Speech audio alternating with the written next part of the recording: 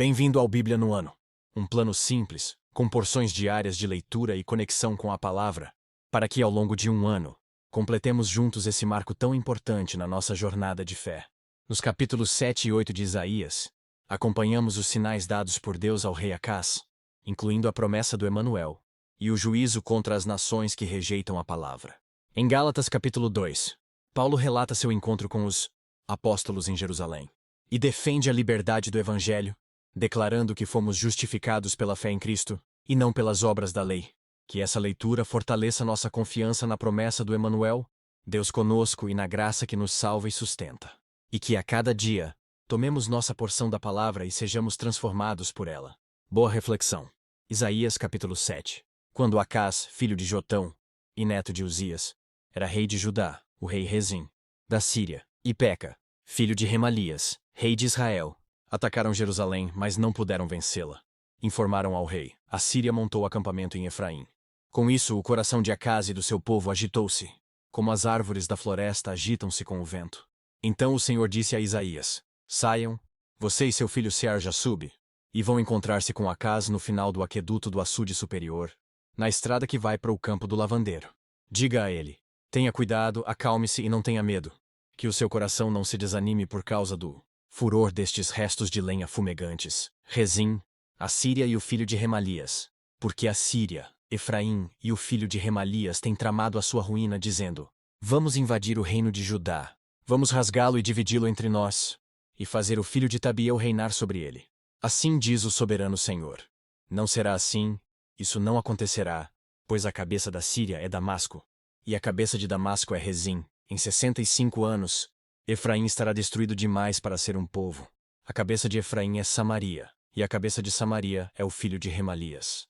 Se vocês não ficarem firmes na fé, com certeza não resistirão. Disse ainda o Senhor a Acaz: peça ao Senhor, ao seu Deus, um sinal miraculoso, seja das maiores profundezas, seja das alturas mais elevadas. Mas Acaz disse: não pedirei, não porei o Senhor à prova. Disse então Isaías: ouçam agora, descendentes de Davi. Não basta abusarem da paciência dos homens, também vão abusar da paciência do meu Deus? Por isso o Senhor mesmo lhes dará um sinal. A virgem ficará grávida e dará à luz um filho, e o chamará Emanuel. Ele comerá coalhada em mel, até a idade em que saiba rejeitar o erro e escolher o que é certo. Mas antes que o menino saiba rejeitar o erro e escolher o que é certo, a terra dos dois reis que você teme ficará deserta. O Senhor trará o rei da Assíria sobre você e sobre o seu povo e sobre a descendência de seu pai. Serão dias como nunca houve, desde que Efraim se separou de Judá. Naquele dia o Senhor assobiará, para chamar as moscas dos distantes rios do Egito e as abelhas da Assíria.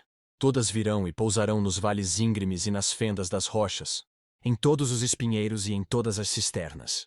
Naquele dia, o Senhor utilizará uma navalha alugada de além do Eufrates, o rei da Assíria, para rapar a sua cabeça e os pelos de suas pernas e da sua barba. Naquele dia o homem que tiver uma vaca e 2 cabras terá coalhada para comer, graças à fartura de leite que elas darão. Todos os que ficarem na terra comerão coalhada e mel. Naquele dia, todo lugar onde havia 1000 videiras no valor de 12 quilos de prata será deixado para as roseiras bravas e para os espinheiros. Os homens entrarão ali com arcos e flechas, pois todo o país estará coberto de roseiras bravas e de espinheiros. E as colinas antes lavradas com enxada você não irá mais, porque terá medo das roseiras bravas e dos espinheiros. Nesses lugares os bois ficarão à solta e as ovelhas correrão livremente. Isaías capítulo 8. O Senhor me disse: tome uma placa de bom tamanho e nela escreva de forma legível: Maher-shalal-Hashbaz, e chame o sacerdote Urias e Zacarias, filho de Jeberequias, como testemunhas de confiança. Então deitei-me com a profetisa, minha mulher, e ela engravidou e deu à luz um filho. E o Senhor me disse: dê-lhe o nome de Maher-shalal-Hashbaz, pois antes que o menino saiba dizer papai ou mamãe, a riqueza de Damasco e os bens de Samaria serão levados pelo rei da Assíria. O Senhor tornou a falar-me: já que este povo rejeitou as águas de Siloé, que fluem mansamente, e alegrou-se com Rezim e com o filho de Remalias, o Senhor está trazendo contra eles as poderosas e devastadoras águas do Eufrates, o rei da Assíria com todo o seu poderio. Elas transbordarão em todos os seus canais, encobrirão todas as suas margens e inundarão Judá cobrindo tudo até o pescoço.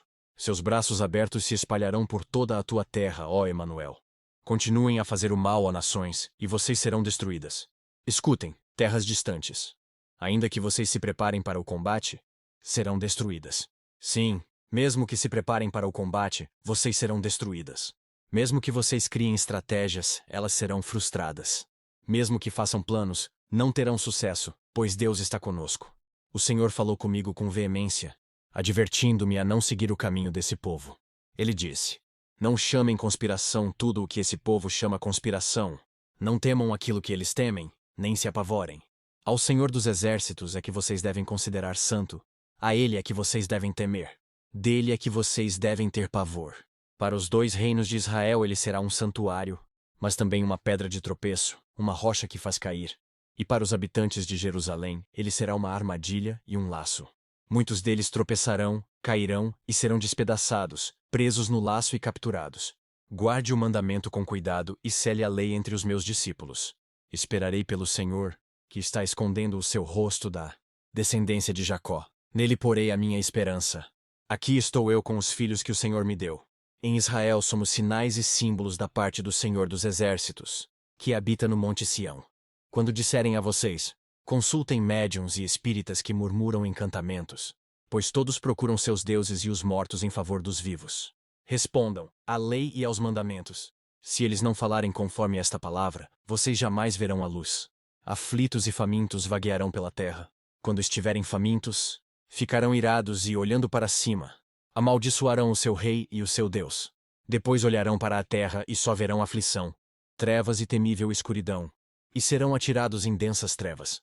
Gálatas capítulo 2. 14 anos depois, subi novamente a Jerusalém, dessa vez com Barnabé, levando também Tito comigo. Fui para lá por causa de uma revelação e expus diante deles o evangelho, que prego entre os gentios, fazendo-o, porém, em particular aos que pareciam mais influentes, para não correr ou ter corrido em vão. Mas nem mesmo Tito, que estava comigo, foi obrigado a circuncidar-se, apesar de ser grego. Essa questão foi levantada porque alguns falsos irmãos infiltraram-se em nosso meio para espionar a liberdade que temos em Cristo Jesus e nos reduzir à escravidão. Não nos submetemos a eles nem por um instante, para que a verdade do Evangelho permanecesse com vocês. Quanto aos que pareciam influentes, o que eram então não faz diferença para mim. Deus não julga pela aparência. Tais homens influentes não me acrescentaram nada.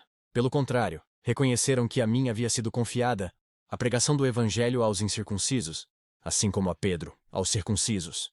Pois Deus, que operou por meio de Pedro como apóstolo aos circuncisos, também operou por meu intermédio para com os gentios. Reconhecendo a graça que me fora concedida, Tiago, Pedro e João, tidos como colunas, estenderam a mão direita a mim e a Barnabé, em sinal de comunhão. Eles concordaram em que devíamos nos dirigir aos gentios, e eles aos circuncisos. Somente pediram que nos lembrássemos dos pobres, o que me esforcei por fazer. Quando, porém, Pedro veio a Antioquia, enfrentei-o face a face por sua atitude condenável. Pois antes de chegarem alguns da parte de Tiago, ele comia com os gentios. Quando, porém, eles chegaram, afastou-se e separou-se dos gentios, temendo os que eram da circuncisão. Os demais judeus também se uniram a ele nessa hipocrisia, de modo que até Barnabé se deixou levar. Quando vi que não estavam andando de acordo com a verdade do Evangelho, declarei a Pedro diante de todos: você é judeu, mas vive como gentio e não como judeu. Portanto, como pode obrigar gentios a viverem como judeus? Nós, judeus de nascimento e não gentios pecadores, sabemos que o ninguém é justificado pela prática da lei, mas mediante a fé em Jesus Cristo. Assim, nós também cremos em Cristo Jesus para sermos justificados pela fé em Cristo, e não pela prática da lei, porque pela prática da lei ninguém será justificado. Se, porém, procurando ser justificados em Cristo, descobrimos que nós mesmos somos pecadores, será Cristo então ministro do pecado? De modo algum. Se reconstruo o que destruí, provo que sou transgressor, pois por meio da lei eu morri para a lei, a fim de viver para Deus. Fui crucificado com Cristo. Assim, já não sou eu quem vive, mas Cristo vive em mim. A vida que agora vivo no corpo, vivo-a pela fé no Filho de Deus, que me amou e se entregou por mim. Não anulo a graça de Deus, pois se a justiça vem pela lei, Cristo morreu inutilmente. Que as palavras de hoje permaneçam em seu coração e transformem sua caminhada de fé. Não esqueça de curtir, compartilhar e se inscrever no canal para continuar essa jornada conosco. Se ficou para trás, não tem problema. É só assistir aos vídeos anteriores na playlist do canal e se manter firme no plano. Nos vemos no próximo vídeo para mais uma porção da Palavra de Deus. Até lá. A paz.